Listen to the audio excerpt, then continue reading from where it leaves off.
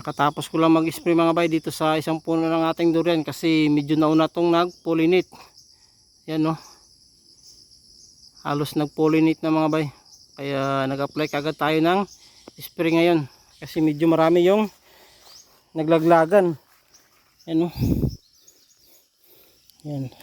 Tapos yung iba mga bay, medyo nauna. Yung mga bulaklak niya nag-pollinate no. Bulok na yung iba bago pa lang. Kaya nag-apply kagad tayo ng spray kasi sunod-sunod yung ulan para marami pang matira dito sa ating durian. At may mga nauna tong bunga mga bayo. Yan, medyo malalaki na konti oh. Yan.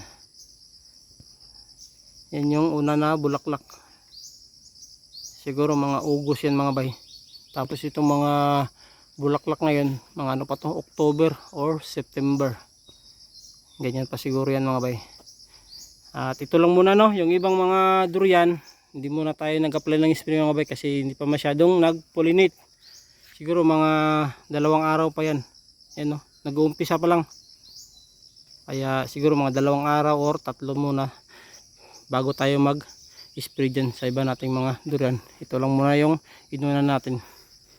At shoutout pala kay Sir Goygoy Arellano. Shoutout tayo sir.